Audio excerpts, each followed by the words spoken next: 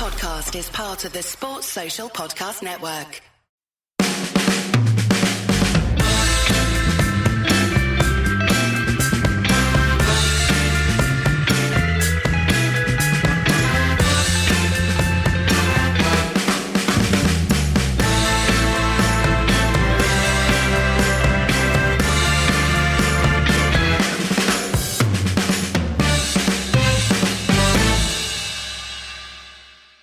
All right, here with Daniel for the weekend pod, talking about United 0, Spurs 3. Lads, it's United.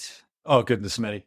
It's funny, actually. Like when you just said United 0, Spurs 3, I was actually reminded of a game I tell you when it would have been 1989, where we lose 3-0 at home to Tottenham in the League Cup. There was quite a low moment for Fergie, that, I think. But yeah, I mean, here's what I will say. I don't think I'm the only person that's been staring at their phone waiting for a Sky Sports news alert in home. Yeah, sure. And I don't think I'm the only one of these people disappointed that we've seen jack shit today. Like, that was... Yeah. I mean, as regular listeners will know, I would have been this guy last year. I understood why they kept him. I'd still have binned him. And even when they kept him, I think we both said, gone by November. Yeah. And there's not very much what we've seen. We've seen the 45 minutes against Palace, in which we didn't score. And that is basically it. I mean, we could have lost to Southampton in different circumstances if our goalkeeper that doesn't save shots hadn't suddenly decided to save a penalty. Who knows whether way that would have gone. We were lucky to get away with such narrow defeats yesterday and to Liverpool. And you sit here and it can't still be the players. I mean, it can be some of the players, but it can't, because even the players that are playing are either players that he's bought or they're players that he said are fine. Yeah.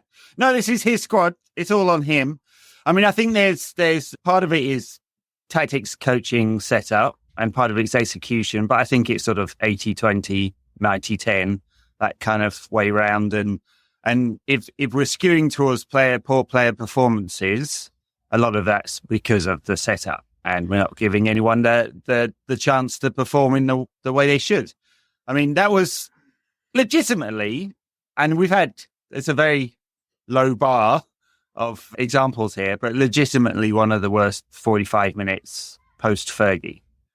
It was up there, down there. I mean, even our old friend, the consecutive errors goal, their first one was a classic of the genre. Do you know, Edward? Yeah. And you might have seen this on the internet. How many times under Erik Ten Hag's management have United conceded 3 or more goals? Actually, I don't know this. Let's say 10. Go again. 15? 25. My God. You're like, what? And it's just as fucking mind-boggling. That's incredible. Yeah, one of the things. Obviously, we'll go into this deeper on the tactics pod later today. But one of the things that was like incredibly predictable would be that United were going to go for a vertical kind of approach to this one, and it was like obvious from literally minute one, when United just banged it forward and, sat back off Tottenham and then got the possession and banged it forward. And you're like, oh, okay, right, there we go. I mean, it's pretty obvious from the team lineup with Ahmad out and Garnacho in. Which is fine. It's that not every time.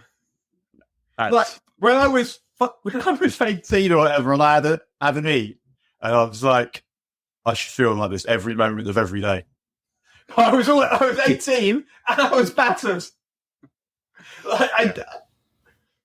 The idea that would be all it would take would be that, I'm fascinated by football tactics and by their development and by the increasing systemization of the game, but I'll always remain adamant that talent and mentality are way, way, way more important. So when I look at this team and I see those issues of talent and mentality, I don't not see them, because these are where I think ultimately, generally, football matches are won and lost. But I look at this, And as you said before, I'm blaming the manager mainly for this because it's a mess. And if it wasn't a mess, it wouldn't look like this. And it was the same at the end with Mourinho. It was a mess. Nole came in and didn't do that much, but just it being someone else and putting the right players in the right places, and it's better. And it's not possible to get less out of this group of players. Whatever you think about this group of players, they don't have lower than where they are in them because they are too good for that. And we keep, that I read someone said yesterday, and it was a journalist, so really someone who gets paid to watch football for a living, so should have known better, was saying, well, how many of these players would get in City or Arsenal's team or whatever? And that to me is not the question. The question is, what would these be doing if they were managed by Guardiola or Arteta? Yeah. I think it's a much better way of thinking about it. And I mean, we spoke about it before. United's, if you looked at just the XG differential from last season, United should have finished 15th, finished 8th instead. So we were overperforming. Never been said before about that season when they produced. In fact, they would play better than you think they did. Yeah. They overperformed. And of course, yesterday it was 0.75 XG to nearly 5 XG. I mean, 5 is a lot of XG to create. But for Timo Werner's like horrendous finishing, which has been a feature of his entire career, except for one season, it could have been 5 or 6. And the goalkeeper actually made some saves in fairness. He made 7. Yeah, he made 7 saves. So actually, his personal XG differential, Onana, is plus like 3. So he saves 3 more goals than would have been expected for the average keeper. So, no, he's doing well from a shot-saving perspective. The thing that is really jarring about Onana is he just bangs it long, and it's clearly instruction because they set up at one point like a rugby kickoff and rolled it back to Onana, and there were 4 players on the left-hand side, and he just lodged it.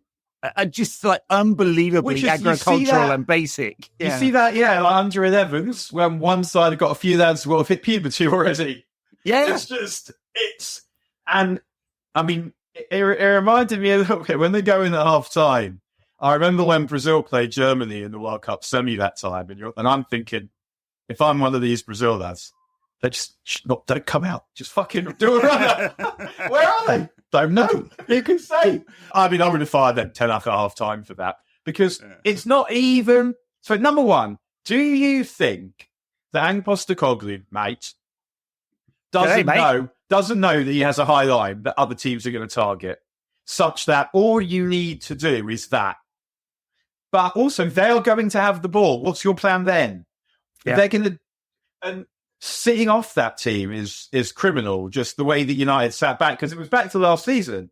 You sit back, you press, you do a little bit of pressing, and you try and get players basically on the shoulder and then you end up with a hole in the middle of the pitch. And then, okay, after 5 minutes, nothing. 10 minutes. Do something, because it's not fucking working, and it's just... Yeah, well, they barely pressed at all. I mean, they just went back into a mid-block straight away, and that's clearly the idea was that they'd sit in the mid-block and then they'd go direct to Garnacho and Rashford, who are both extremely narrow, and Xerxes and Bruno were effectively like sharing the number 10 role, and like Van der Ven and Romero just ate all of that up. It was just super easy for them in that first half, and then Spurs had these 2 really high fullbacks, and they just had effectively more men in midfield all of the time. And however high Spurs fullbacks were, they weren't as high as Diogo Dalot must have been. Because goodness me, that was one of the worst performances I've seen in a very, very crowded. What a mare did he have? Not that he was given the tools really to help, but still, like the first goal, the running back that he isn't doing is sensational because he could have been there to stop that cross.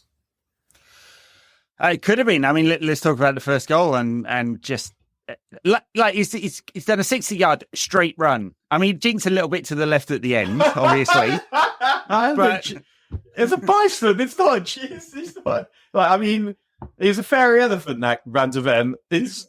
A jink is. I mean, it's generous. But what was also troubling about it is we saw literally the same shit on Wednesday, just going in the opposite direction, the same part of the pitch. Yeah. Where the Twente is at fullback, zooms past 5 people, and Ugarte, I think, was involved in both of those. Yeah. Well, yeah, against Twente, he managed to get a bit of a tackle in, didn't he? No, it was that fair enough. It was a good tackle against Twente. He didn't manage it this time. I mean, it starts with Rashford. Like, I don't know whether he like miscontrolled it or he's trying to pass it to Garnacho or he thinks he's going to have space or whatever. He's obviously being asked to play. Well, for the Twente game, he was extremely wide. He was just like touching on the touchline. He's obviously being asked to play the ball into space, and he's kind of creator, not goal scorer role for most of the games this season, and doesn't suit him, and he's deeply frustrated. And then this time round, he was much more central, and I guess that's because they're just going to launch it long to him and try and find space there. And I guess my frustration is not so much with is Rashford playing badly, because yes, right. It's something about the Old Trafford crowd, and it's been so infrequent over the years that the crowd like very clearly get on someone's back. And here they were kind of groaning when he ran with the ball and got tackled, and groaning when he kept possession. And I'm like, something's turned there. It's not very good. It's going to take a lot for him to turn the crowd around, and he needs a few good performances and needs a setup that's going to get the best out of him. Right, with that, yeah. So to me, like that's the key point, but it's only half the point, I think, because the other half of that point is that he just, let's say you're asking him to be a creative wide forward. Let's just say, for argument, that's not his best thing. He can pass the ball. People think that people say that Rashford doesn't have a football brain. It's not true. No. So what I think with Rashford is he doesn't always have a plan when he gets in possession, but we've seen Rashford do some ridiculous things on a football pitch, passing, things that he sees that other people don't see, that we haven't seen as fast. If you want him to be that, then play him there. You can't change it every week. And this is one of my main problems with Ten Hag. And I think in the end, there's going to be one of the board's problems with him, is that they told him what he has to do, but you can't change it just because you play a team with a high line. Because that's not the idea. The idea is to have a repeatable style that you tweak here and there to target particular weaknesses the opposition has, or to deal with particular strengths that they have. And you tweak it a little bit game to game, but the games should look very similar every game. And this game, I mean, it looks similar to a lot of what we've seen, and the common denominator was shit. But it didn't look similar to how we played against Palace. No, not at all. We tried to play against Fulham either. And you have to just, we had players to engage Tottenham in a football match, not in a match of you attack, then we'll try and attack every so often. So it is very clear. United tried to retain more possession and have more possession in high areas in games against teams that are supposedly weaker, and in games against teams that are stronger. So Liverpool, Spurs, Brighton, we drop back into mid-block and launch it, basically. And it's so basic. Would it, 6 wins in the last 20, right, for United. If you just said, lads, get out there, here's your 11, off you go, I don't think this group of players would get a worse record than that. I mean, it's hard to get a worse record than that as a Manchester United team, but it's almost as if Erik is actively working against the team at this point. And and he's making good players look shit as well. It's a graveyard for good players. I mean, United has been for a decade, but particularly right now. Yeah, and it's just like, you see Xerxes, for example. Like I said on Twitter during the Twente game, he was saying, he's a beautiful footballer. And I'm getting abuse for it. It's not even I'm saying he's good enough to play for United. I'm just talking about, I enjoy the way he takes the ball. I enjoy the way that he passes. I don't know if because I even said that he's going to need numbers. Because obviously a striker doesn't score or assist. It's Kevin Davis. And that's not a striker. That is a fat bastard. So I'm not allowed to say that anymore, am I? That is a dickhead. He'd take that out. But that is a dickhead who was so shit at football that when he signed for Southampton from Colchester, what's that? Do you remember? Yeah. Chesterfield? Yeah. His kid brothers get bullied in school because he's so useless. Deary me. But yeah, he's not Kevin Davis. And it's just, you have to play to the strengths of the players that you have. While we're dissing them all, by the way, what I would say is there was one player who kept at it, and who I could say, I felt like the way that he played that game made me feel like you have the mentality for this, and that's Garnacho. Even the end of the second half, the game's over, it's 3-0. He's still competing with intensity. And I don't know what he's told about covering back or all the rest of it, but he's still putting everything in. He's still playing like there's a game going on. There's a game there till you won. But it felt like justice. Yeah, I mean, in terms of individual performances, there are very few stood out at all. I mean, I know it's the system, but Manuel Ugarte, or Uarte, as he says it, United put out a thing with him saying his own name, Uarte. Even he looked like a total basket case. I'm sure that's system and pressure being put on him and all of that. And it doesn't help that United were down 10 men for half of the game, of course. But yeah, I agree with you in terms of Garnacho's intensity and running, and he's never going to be someone who does loads and loads of defending. He's really reasonable. I mean, well, I don't know. I don't agree with that. Like, if the manager tells you to, well, we don't know what the manager's being told, but if the manager tells you to, you do it. Sure. Other good teams, their players do it. Players do it. They don't tend to cheat that often, and if they do, it will be as part of a system where it won't be there. We might just be them, not all of it. No, I think he would, if he was asked to play in a team that had a consistent high and structured press, and particularly whatever the trigger is, whether it's passing it to the player who's the weakest at passing it in the opposition back four, or whatever the usual trigger is for them, I'm sure he would do it. Right? Yeah, I mean, it's just completely inconsistent at United. It changes from week to week. We are literally the only team in the top half of the table that does that. And we're not even in the top half of the table at the moment. I don't know about that. Yeah, like Gary Neville was actually saying that can't detect what the pressing trigger is. There's no trigger. Can't see it. And yeah, and that is, I guess, it, isn't it? It's us who are triggered, not them. Very, very much, very triggered at the moment. All right, so we talked about the first goal. Second goal comes after half time. I guess before that we had the Bruno red card. I mean, what do we think about that? I mean, I saw it every time I've seen it back. I'm like, fuck me, that's a really harsh red card. It's hard to give a red card for that one. But do you think it's related to the fuss made about the Lisandro Martinez tackle from last week? I mean, do you think the referee's like looking for something there? I don't think the referee's looking for it. But the referee wouldn't be human if they weren't thinking, how can I minimise aggravation at work? Yeah, sure. Like every cunt thinks about that.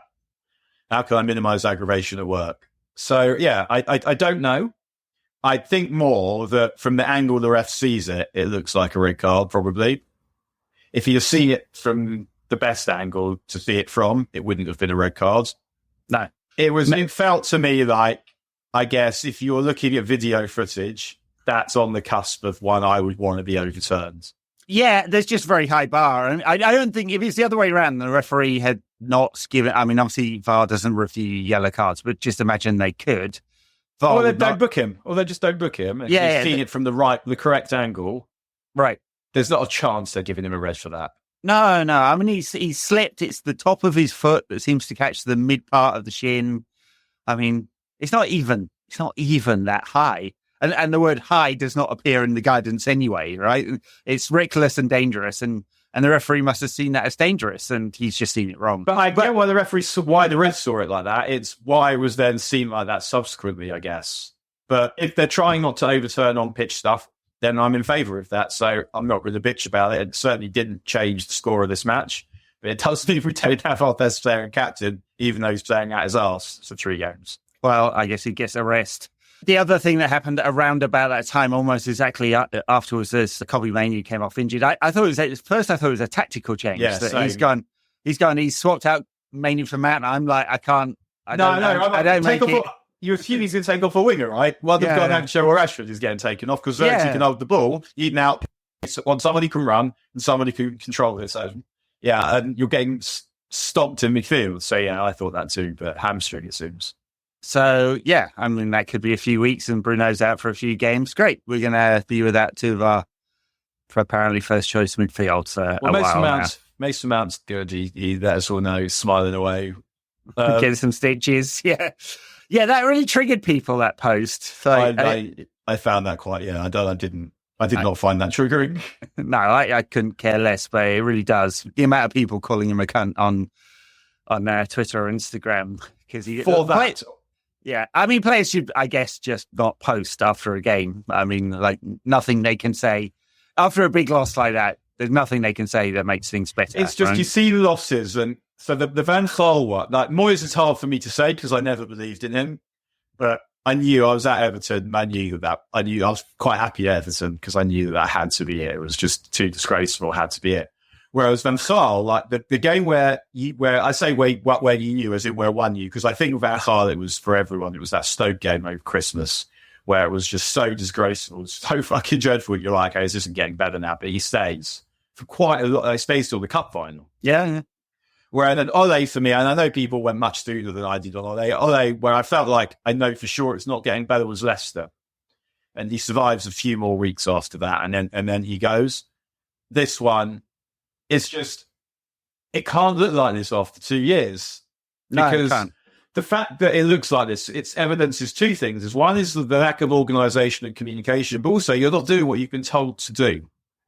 Is that you're playing differently in every game and it's working badly in most of them. And Jamie Redknapp, of all the things, Jamie Redknapp said he's out of his depth. Goodness me, you really don't have any self-knowledge, do you, James? I mean, I would not hold Jamie Redknapp up for anything other than, like, I don't know, one of the worst pundits there's ever been. He's managed to make a 25-year career out of punditry. Yeah, exactly. At least Ten Hag's going to get fired in the next month or so. You're still there. Yeah, I don't know whether it's out of depth. It's just, I'm sure he cannot be a bad coach that doesn't know what to do here, but he's clearly very solidly in the belief that United should change their tactical setup from game to game. It wouldn't happen if he didn't believe it. He believes this is the best way for United to win games. And it's consistently not. Okay. Consistently. So, does he believe it because he doesn't think he's got the players to do anything differently? And then if that's so, how can that possibly be? He's bought 21 players. I mean, obviously some of those are on loan and some have left. But, like, this is his squad, not just his team. That was the first team yesterday, apart from maybe Hoyland instead of Zerkzee. And Shaw, yeah.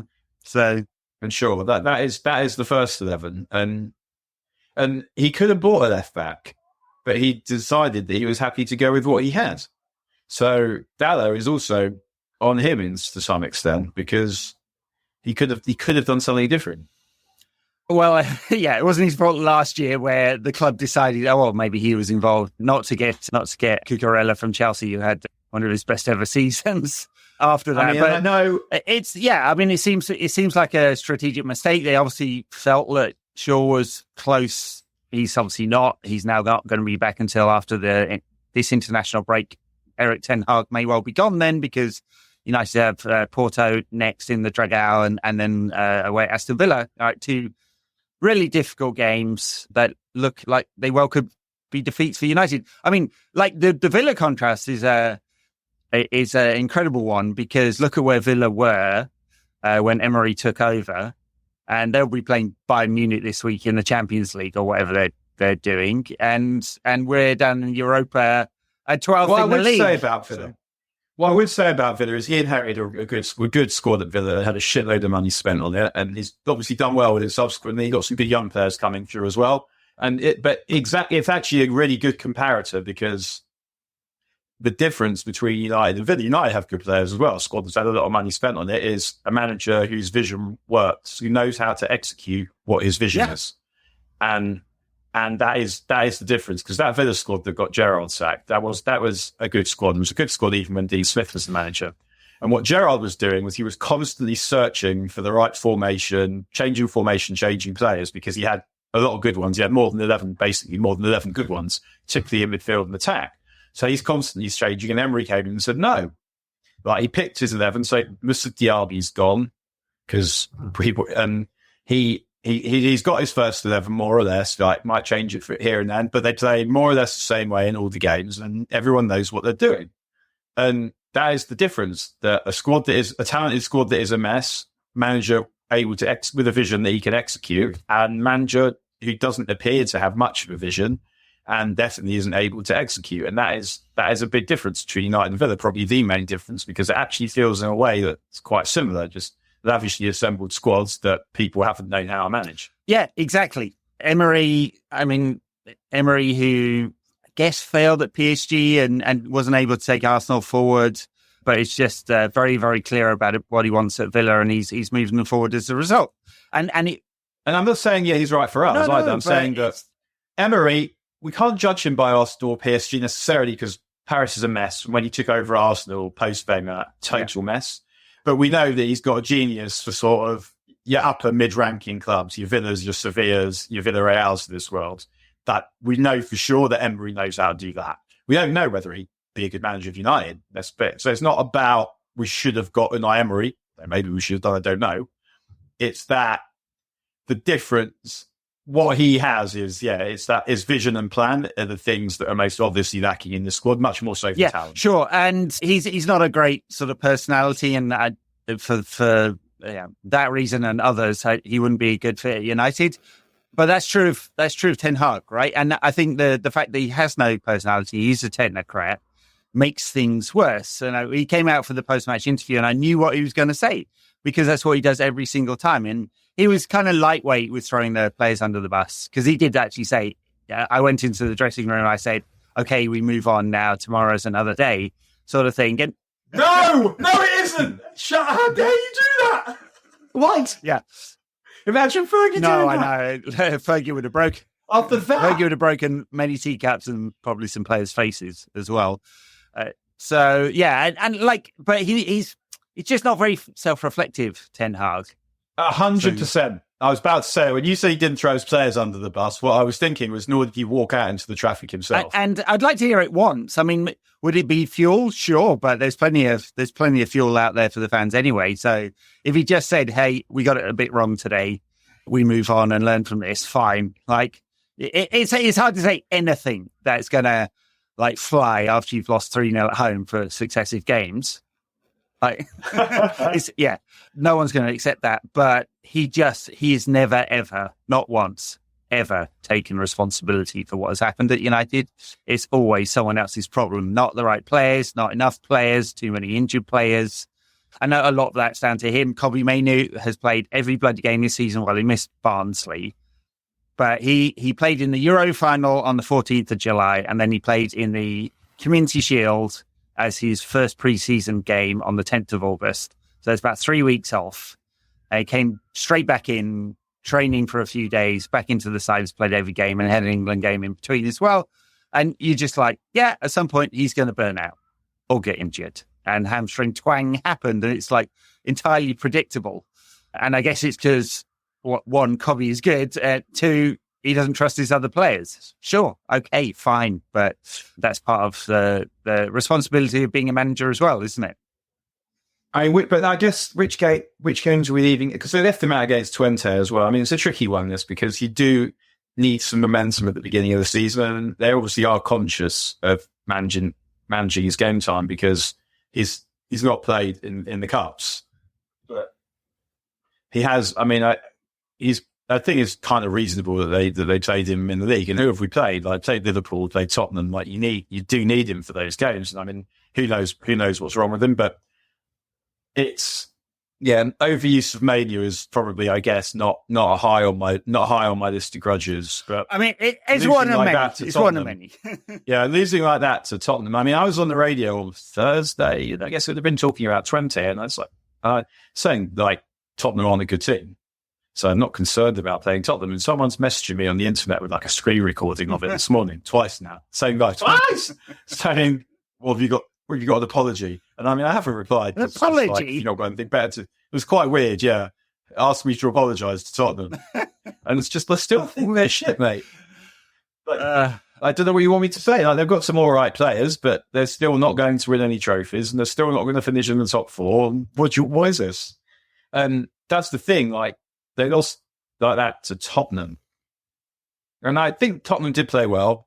And I one of my mates messaged me saying, so when he saw the team, saying, I think we should kill them in midfield. And I said, I think that's quite a good midfield they've got.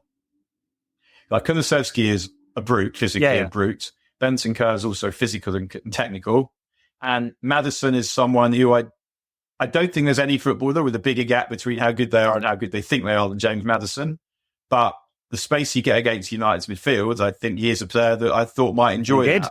And I guess that sort of brings me back to, can you play Bruno and Mainoo in the same midfield? And you can, because you play him as a 10. Like, look at what has happened at Chelsea. Maresca's come in, with no track record in football at all, other than getting Leicester promoted, and said, we're going to play this way. He's moved Cole Palmer to number 10. He's very, very clearly a number 10, playing behind very, very clearly a striker, right? And he's settled on a formation. He's getting results.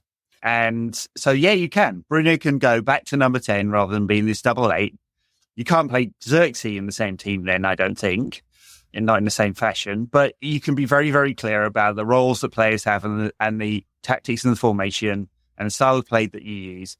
That bit is the easiest bit to set up, right? It's the repeatable patterns and the automatisms that come after hundreds and hundreds of training sessions. That is the difficult bit, and Ten Hag hasn't done the basics. Right? And it's like, it's so brutally obvious to even, dumbasses like me who don't really know what they're doing and just like talking about and just like yap on the internet for the last 2 decades. So like, and so is that how much time we've wasted? Yeah, pretty much wasted the last 20 years of my life doing this. But I can see it's obvious. Like, for sure as shit, Jason Wilcox and the team around him can see it, right? So they do. If I can see it, Jason Wilcox can see I know. it. What a sentiment that is. But I agree with you that we're not football experts, and I constantly feel like a bit of a dunce criticising someone that obviously knows so much more about this than me. And yet it's so peculiar when you watch that kind of performance and think, did an infant come up with this? Well, yeah, basically, yeah. You get more subtlety if you're playing Football Manager and something. Another thing, I haven't played for 20 years, but yeah. So. And that's when I get to this point with all the managers where it's a point where I just totally lose hope. And I think, number one, I now don't have any hope whatsoever that you can make this as good as it's going to need to be. And I mean, I was very close to their return half before, but previously, I guess it was the strong suspicion. So you're still like, you never know. Let's just get all the players in the team, and then we'll see. But after yesterday, it's just for this to still be happening after 2 years. And as you mentioned, Maresca, but it isn't just Maresca. You see all these managers come in, even Postecoglou, Iraola, and very quickly, you know what it is they're trying to do. And they do it, and the good ones, it works to some extent, and the team has improved. And I guess for Ten Hag, for me, that was yesterday, where the hope's gone, and when I'm actually watching it, and it's the other arm of it is it possible for this team to play worse? And it's also a no. They can play as badly repeatedly for sure. So circumstances can get worse, but level of performance as individuals and as a collective, just in every aspect of what it takes to be a football team. So organisation, effort, plan, strategy, improvise, all of this stuff. It cannot really be worse than it was yesterday. Well, the only thing that could have been worse is the end result, right? So Spurs had 24 shots and 5 XG. This could have been 5, 6 or 7, right? Okay. So if it is, let's say it is 5 or 6, does he get fines today if it's 6-0? I mean, he's had that before, of course, 7. He's had 5s and 7 before, and however many plus 3s, 25 of them. So, yeah, maybe. I mean, it may have made it impossible because they can almost hide behind a 3-0 and go, okay, freak result, we got a red card. It was 1-0 when the red card happened. The red card's unlucky, and maybe United would have made a comeback if they hadn't had that red card, right? So you can sort of hide behind that. A 7-0, you could That's not possible, and that is possible, because if we'd have scored, if Garnacho's shot goes in rather than hitting the post, you don't know. But it's not the point. The point isn't about your ability to come back in games once you've disgraced yourself in the first 45 minutes of them. It's if your team turns up to a game, and especially after one of your senior players has stood there in front of the press on television and said they wanted it more than us. We've been talking in the dressing room, and we've all decided they wanted more than us. To then drop a first 30 like that afterwards in a big game, where you really need a result and a performance, not just a result, performance. That is, I mean, it's damning for the players, but it's also really damning for the manager. And it's just, for me, I have no hope now that he is going to make this good enough. And so it's just a matter of waiting for him to get fired. For sure. International breaks are a good traditional time to fire a manager. There's this one, and then the one in the end of November, isn't there? And maybe mixing the second one up So couple of defeats coming up. Wouldn't surprise me at all. Like, where's the turnaround coming from? Don't see it. We're going to play. I mean, Porto, they lost to Sporting, but they've won every other. Oh, and Bodo Glimt. So they lost to Bodo Glimt and they lost to Sporting. Apart from that, they've won all their games this season. So they're not a bad side at all. And just certainly not one of those ones that United you'd expect a steamroller, and certainly not in the dugout, right? So no, like it's a hard game, and you're also like, there's just this thing nagging in the back of my mind where I'm thinking, and I'm not a conspiracist at all, but I'm thinking, what if they sort of kept Ten Hag on, thinking, well, if it's good, we'll keep him, and if it's bad, then we get Southgate in as a figurehead and Ruud does the coaching, and basically it's quite seamless. And obviously I'm also thinking, as I keep saying, the guy that works for City, who's responsible for all this, he's worked with Guardiola, surely isn't going. Why not to catch him as Southgate? But there aren't that many. I mean, the Stuttgart manager's good, meant to be good, doing a great job for sure. And then after that, it feels like Thomas Frank or... Yeah, I mean, but they had a look at all these people in the summer and they decided not, right, apart from Southgate. Southgate's the new variable here. But apart from that, they've had a look at all of them and decided no. I don't know whether they actually spoke to Frank, but they obviously spoke to Tuchel. Talked to Frank. Yeah. I mean, Tuchel, I think the problem there is that, of course, he won't work in the setup United have created. Ruud would, if he was going to do it as an interim role. Southgate, I mean, God, I mean, I'd rather set my pubes on fire than have him as manager. I will do it live. No. Me too, and I'm shaved. Oh, God, please. That's a joke. That's a joke. Daniel, clearly, you should laser it off. No. Oh, dearie me. I mean, they should be going, dear Xabi Alonso, I know you played for Liverpool. I know you committed to Frankfurt for another year, but here is 10 million quid a season. Will you do it or whatever, right? And that would make sense because everyone else they said no to, So, and it's not even like, let's say it is him. Like, come in you would allow, if it's someone you're sure is right, it's better that you come in the summer and Ruud does it between now and then. Get the agreement and then leave it to Ruud. Yeah. So, and then deal with the rest of the season. But we can see where this is going.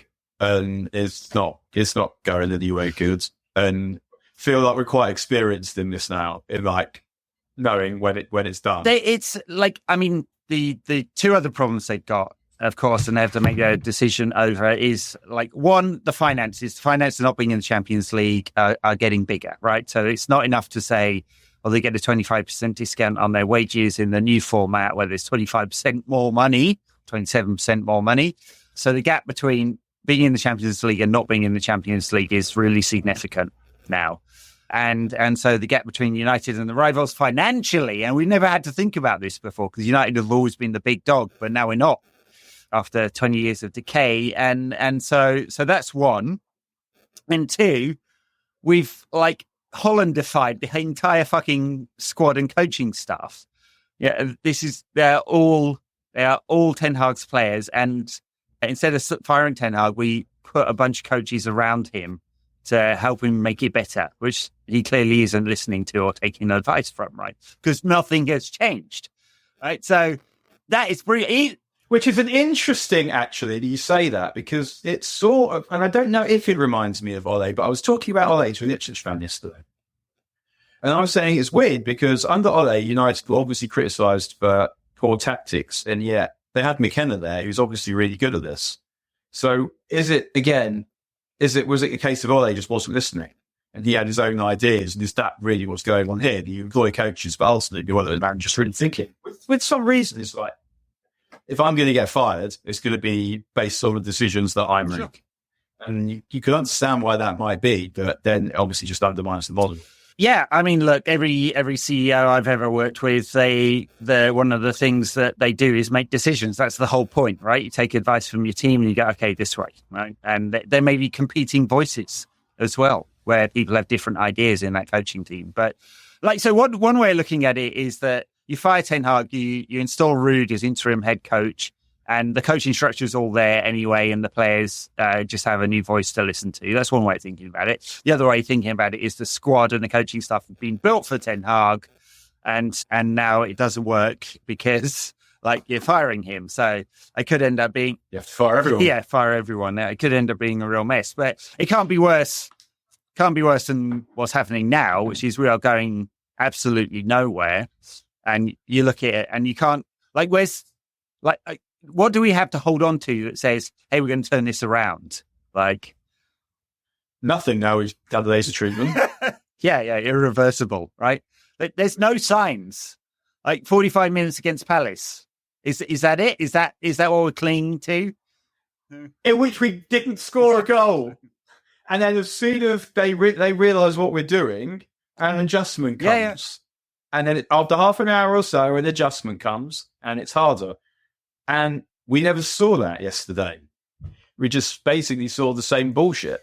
Yeah, I mean, and I suppose they played better in the second half, but what can you do when the backs are against the wall, And I mean, they did concede twice in that second half, but it's... And right at the beginning of it as well, that's another thing, that's just, okay, this was dog shit, so you've got 15 minutes to give them what for and to reorganise. 47 minutes too long. Unbelievable.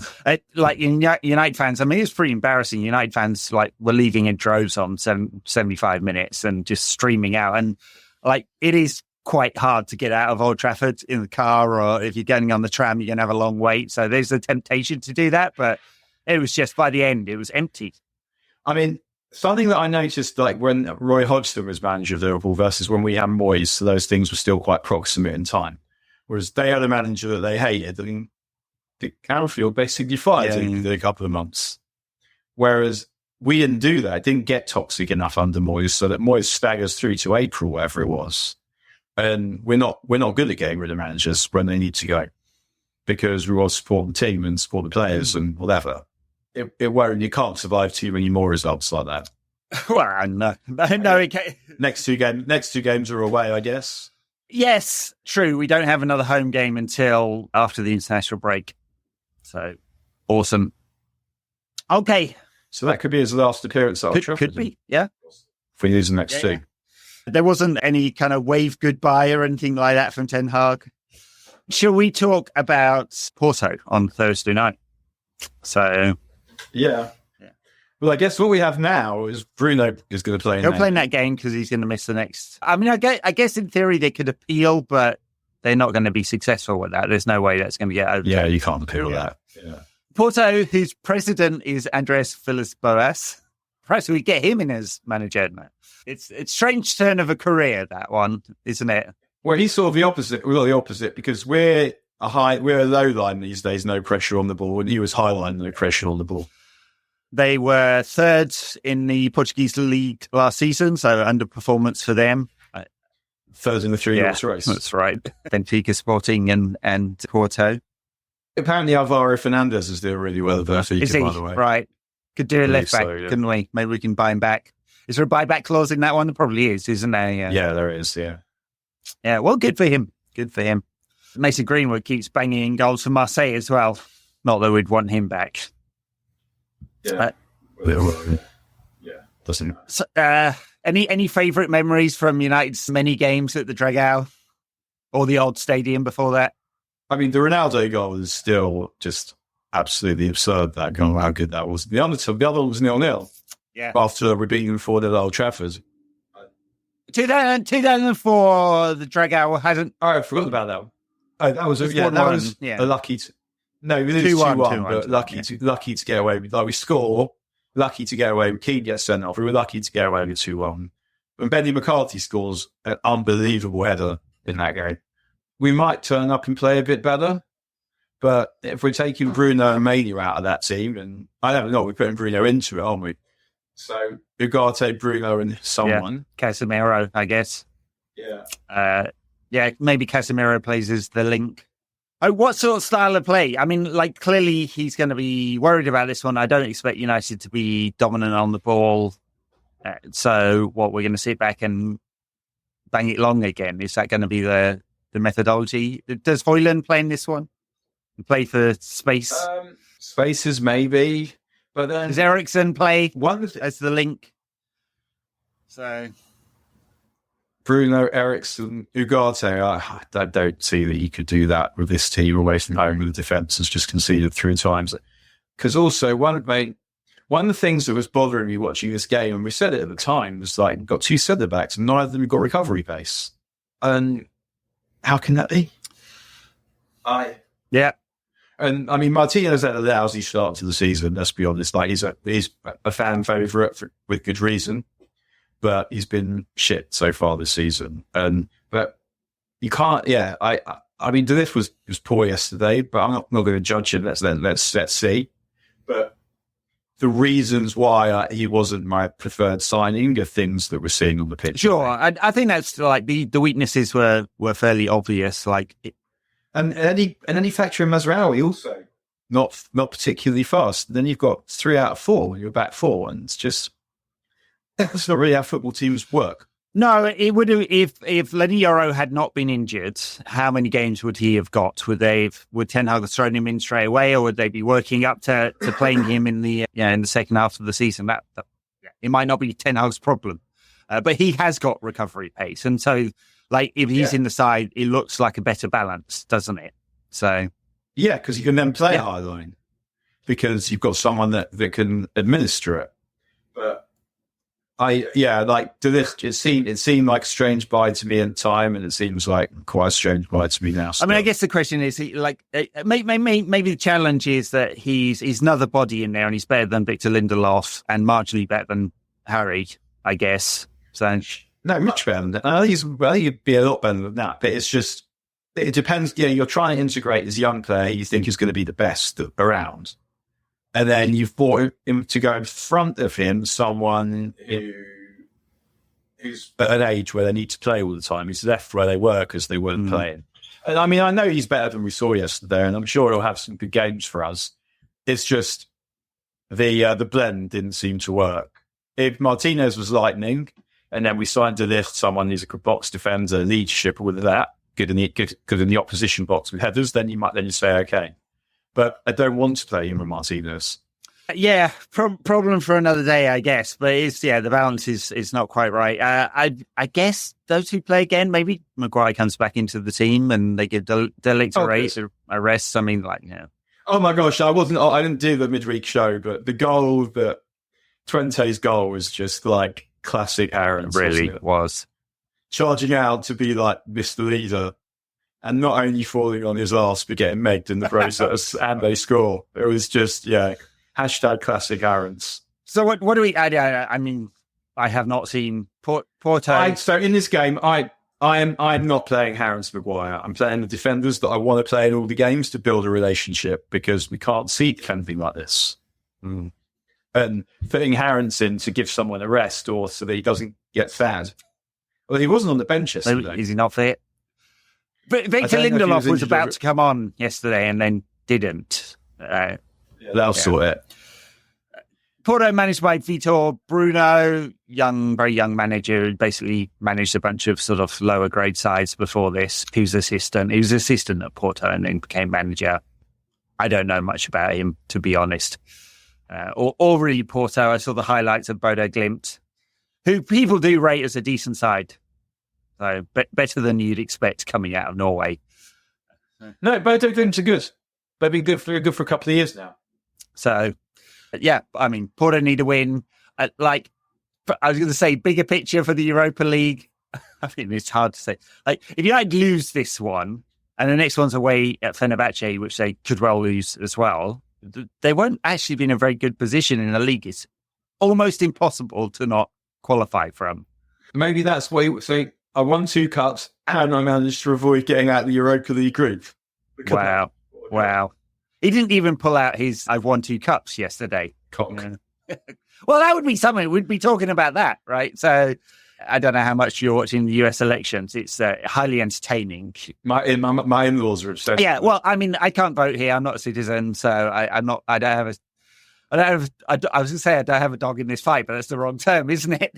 But every time something like there's some kind of policy discussion, he'll say something absolutely outrageous and it deflects all the whole conversation, right? So I mean, the whole thing is amazing. Yeah. Oh, yesterday, how they've managed to turn it into like a 9-month-long TV series. I mean, it is. And yesterday he said, by the way, every time we talk about politics, I can guarantee there'll be tweets and messages on our YouTube channel going, "Oh God, guys, just stick to football." Anyway, I was just saying this because he come on. If you're watching this and you're a United fan, we're talking about anything other than football. You should be saying, "Well done, lads. Thank you for that." So yesterday, he basically said there should be a purge. He said there should be one day a year where the police are allowed to do whatever they want. It should be really, really nasty, and that would stop all crime. Anyway, that was his big thing yesterday. And of course, that's all the headlines. If Ten Hag pulled out his cock, we would not be talking about United 0, Spurs 3. We'd be talking about like 8 inches of Ten Hag's log. How vague it was. Or whatever it.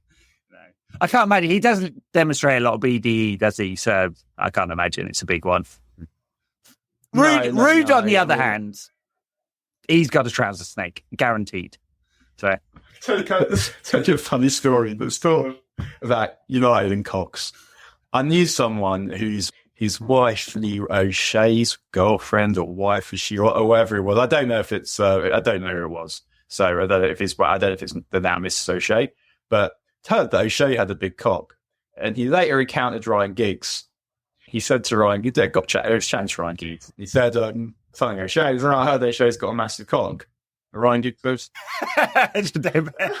and what's funny about it was it's just so Ryan Giggs' like inability to like give charity to just that real, like someone just offered you up saying, oh, you got stolen, but you couldn't allow someone to leave thinking O'Shea has about a big cock. You just couldn't do it because you just got that real like nasty streak that means that you're not able to do that. So does Ten Hag get fired after we lose to Porto 3-0, or do they wait till the weekend and the international break? I think I'm basically making him slap it on the desk for me, and that's how I'm going to decide. I think if he was going for this, he'd be gone. Because they've got Rude, so it's not a difficult thing to say we fired him, Rude's taking over till further notice. Yeah, if he was going for this, he'd be gone. Moyes was gone by this stage with way less proactive owners. Van Gaal was gone before they'd even lifted the cup almost. Mourinho's gone in the morning after they lose at Anfield. And Ole's gone probably even Saturday night, Sunday. After Watford, yeah. So if he was going for this, he's gone.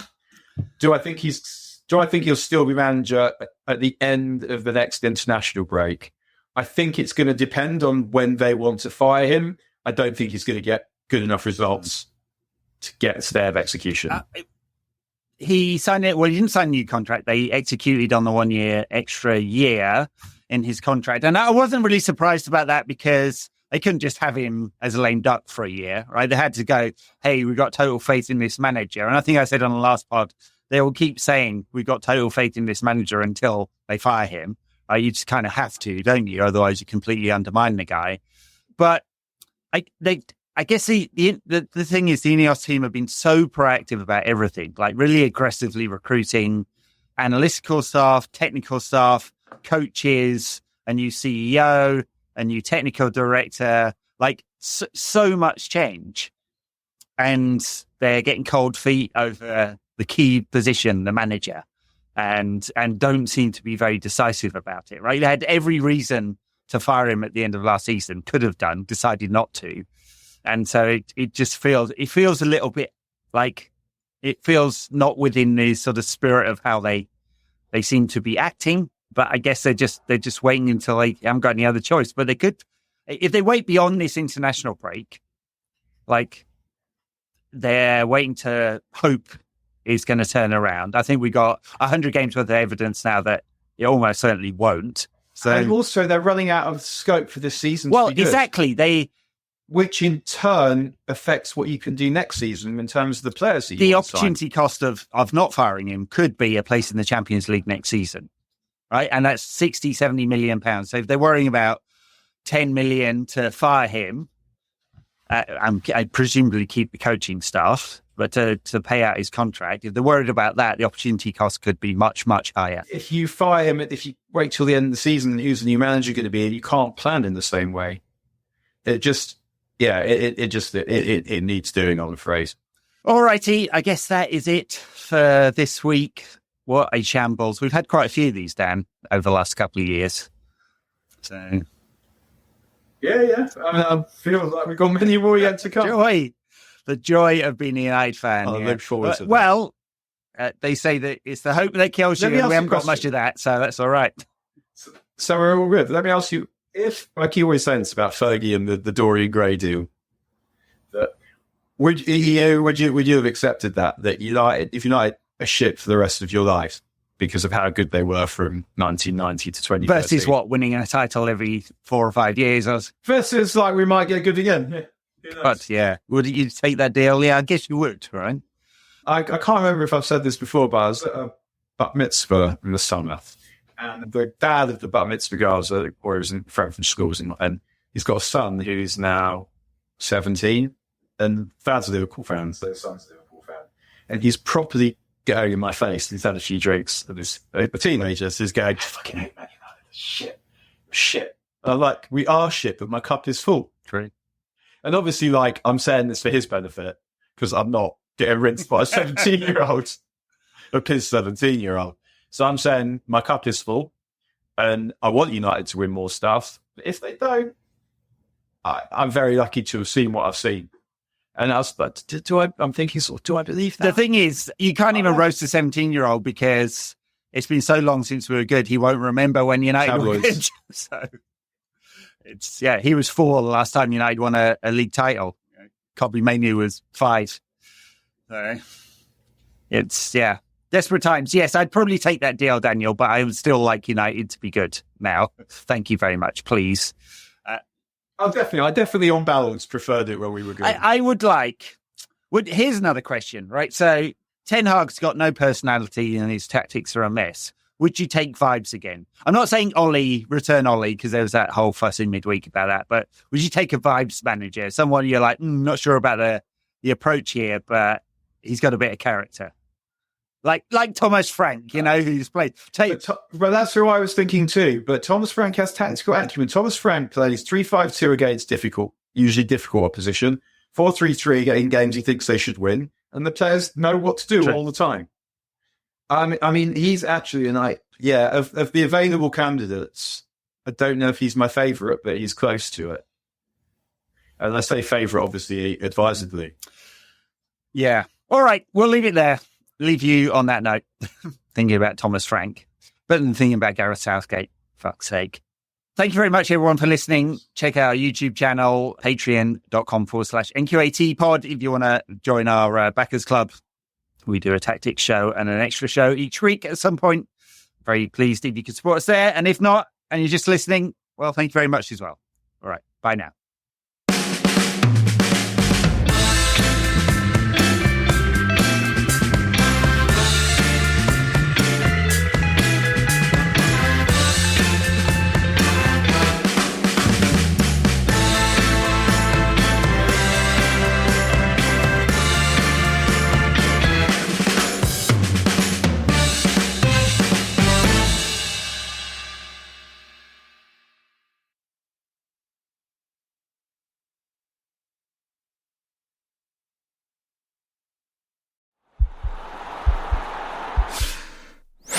This podcast is part of the Sports Social Podcast Network.